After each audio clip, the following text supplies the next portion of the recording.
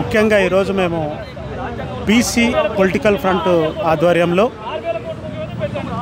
నిన్ననే మన రాష్ట్ర ప్రభుత్వం స్థానిక సంస్థ ఎలక్షన్స్ ప్రకటించిన నేపథ్యంలో అమరవీరుల స్తూపం దగ్గరికి వచ్చి మా యొక్క అవస్థను మేము తెలియజేసుకోవడం జరుగుతుంది. గత కొన్ని సంవత్సరాలుగా తెలంగాణ రాష్ట్రం ఒకప్పుడు తెలంగాణ రాష్ట్రం కోటి రతనాల వీణ నా తెలంగాణ అనేటోళ్ళు, కానీ నా తెలంగాణ ఎప్పటికి కూడా కోటి గాయాల వీణగా మారింది. పోరాటాల గడ్డైనటువంటి తెలంగాణ బిడ్డలు పోరాటాలతోనే అలమటిస్తుర్రు, ఎప్పటికీ తమ యొక్క హక్కుల కోసమే పోరాటం చేస్తుర్రు. దానికి కారణం మనం ఎన్నుకున్నటువంటి ప్రభుత్వాలు. ఆ ఎన్నుకున్నటువంటి ప్రభుత్వాలు మనల్ని ఒక పావుగా వాడుకొని అధికారం వాళ్ళు చేపట్టి మనల్ని అధికార కూపంలో దొబ్బి వేసి మనల్ని ఎదగనీయకుండా అణచివేయడం జరుగుతుంది. ఇప్పటికైనా తెలంగాణ రాష్ట్రంలో ఉన్నటువంటి బీసీ కులాలందరూ ఇప్పుడు జరుగుతున్నటువంటి సంఘటనలను గుర్తు తెచ్చుకొని మన యొక్క హక్కులను సాధించుకోవడం కోసం బయటికి రావాలి. ఊరు ఊరు వాడవాడ కేవలం ఈ హైదరాబాద్ నడిబొడ్డున అసెంబ్లీ ముందే కాదు ఈ యొక్క కార్యక్రమం, ఈ యొక్క ధర్నా ప్రారంభమైంది, ఈ ఉద్యమం ప్రారంభమైంది. ప్రతి ఊరిలో ప్రతి గల్లీలో బీసీల యొక్క ఉద్యమం ప్రారంభం కావాలి.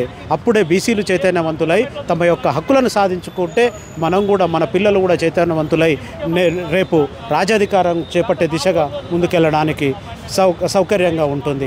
కాబట్టి తెలంగాణ ప్రభుత్వానికి నేను ఒకటే హెచ్చరణ జారీ చేస్తున్నాం మా బీసీ ఫ్రంట్ల తరపు నుంచి. అయ్యా రేవంత్ రెడ్డి గారు, మీరు కామారెడ్డిలో బీసీలకు ఒక చాపకు ఎర్రన్న వేసినట్టుగా బీసీ డిక్లరేషన్ కామారెడ్డిలో ప్రకటించి మా యొక్క ఓట్లను దండుకొని ఈరోజు మీరు రాజ్యం మీద కూర్చోవడం జరిగింది. కనకపు సింహాసనమున శునకమును కూర్చుండబెట్టినట్టుగా మేము ఒక శునకాన్ని కూర్చోబెట్టినామని అనుకుంటున్నాము. ఎందుకంటే మా యొక్క ఓట్లతోని గతికెక్కినటువంటి మీరు నేడు మా యొక్క రిజర్వేషన్లను మర్చిపోయి చట్టబద్ధత లేనివన్నిటిని కూడా మరొక్కసారి ఎర్ర చూపించుకుంటూ స్థానిక సంస్థల్లో కూడా మీరు మళ్ళొక్కసారి మీరు అన్ని సీట్లను కైవసం చేసుకోవాలి, రాజ్యాధికారాన్ని చేపట్టాలని చూస్తుర్రు. మొన్ననే జరిగినటువంటి జూబ్లీ ఎలక్షన్లో మీరందరూ చూసిర్రు. మా యొక్క బీసీ అభ్యర్థి నవీన్ యాదవ్ గారికి మా యొక్క బీసీ ఎస్సీ ఎస్టీ సంఘాలు పార్టీలకు అతీతంగా పనిచేసి ఆయన గెలిపించుకోవడం జరిగింది. ఏమంటారు కదా, వాపును చూసి బలం అనుకున్నట్టుగా మా యొక్క బీసీ యొక్క అభ్యర్థి గెలుపును చూసి మీరు ఈరోజు కాంగ్రెస్ గెలుపు అనుకుంటారు. అది చాలా తప్పు. కేవలం అది బీసీ యొక్క వాదం వల్లనే, బీసీల సంఘాల వల్లనే మాకు ఒక బలమైన నాయకుడు కావాలని మేము నవీన్ యాదవ్ గారిని గెలిపించుకోవడం జరిగింది.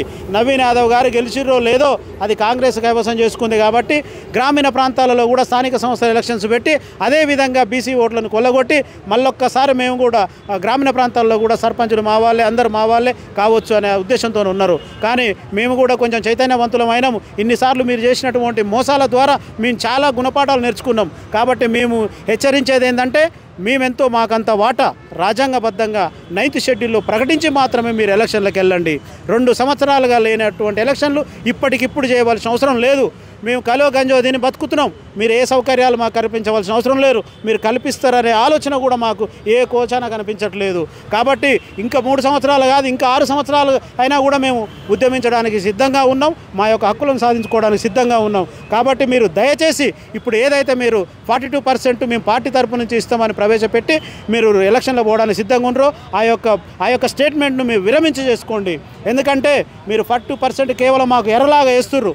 కానీ మాకు అది చట్టబద్ధత కాదు. చట్టబద్ధతతోనే మాకు రిజర్వేషన్లు ఇవ్వండి, ఎలక్షన్లకు వెళ్ళండి. మా హక్కులను సాధించుకోవడానికి మేము సంసిద్ధంగా ఉన్నాం. అది ఈరోజు ఇక్కడ గన్ పార్క్ నుంచే మా యొక్క ఉద్యమం ప్రారంభించినాం. ఈ ఉద్యమం అంచెలంచెలుగా రాష్ట్ర వ్యాప్తంగా అన్ని కోణాలలో కూడా అన్ని సంఘాల యొక్క మద్దతు కోరుకొని మేము ఉద్యమాన్ని ఉధృతం చేసి మీ యొక్క మెడలు వంచి, రాష్ట్ర కేంద్ర ప్రభుత్వాల మెడలు వంచి మా యొక్క బీసీల రిజర్వేషన్ సాధించుకుంటామని తెలియజేసుకుంటున్నాను.